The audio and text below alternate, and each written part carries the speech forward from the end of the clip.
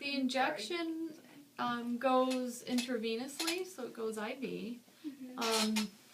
So a lot of patients, if they're geriatric, older pets, it can be difficult to get IV access. So often we'll put in an IV catheter.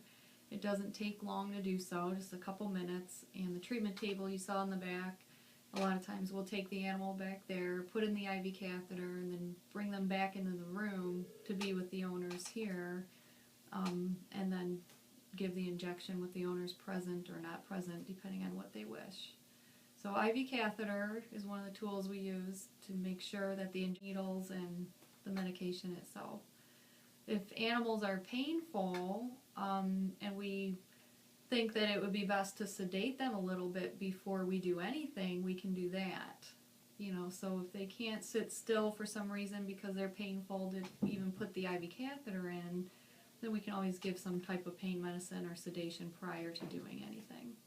And you euthanize them in the treatment center over there? It depends on the situation, so it's up to the owner. Kind of depends on what's going on in the clinic and how busy it is. So we can sometimes we do it back there, and we have the owners come back. If it's an entire family that's involved, there's more room back there, so we can do that there. If there's one or two people that are staying with the pet, then we can do it in the room. I leave it up to the owners. I leave it up to the owners. It's a discussion I have with the owners, and they get to be included in that decision and decide if they want it, how they want things to go. Yes, for sure. There's 2 different licenses that I maintain just to do my everyday work. I have to have a Michigan state veterinary license through the State Board of Veterinary Medicine, and then there's a Michigan state pharmacy license that I also have to have. So those are the 2 state licenses that are needed. There's also a national license, a Drug Enforcement Agency or DEA license that you need to have to maintain the controlled substances, which the pentobarbital is a controlled substance, so you need a DEA license for that.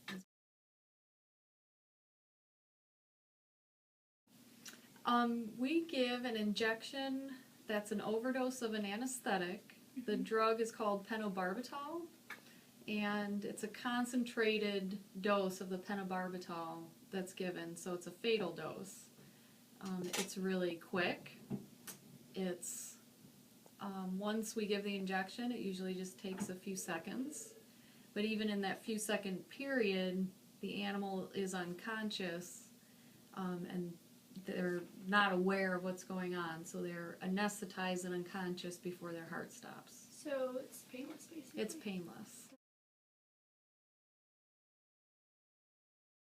Oh, it's multifaceted. It's usually involves a conversation with the owners about what's going on with the animal.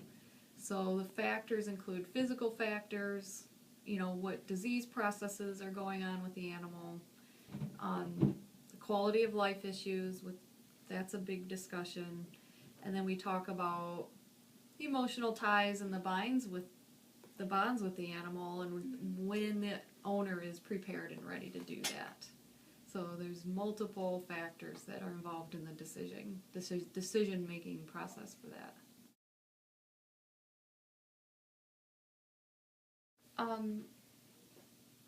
Justifying euthanizing an animal, like your first question, there's multiple factors that we look at, and it's never just one thing. But ending suffering or pain when it can't be controlled by other ways, and you know that things are going to get worse, quality of life is bad, those are all things that I think contribute to the decision to euthanize.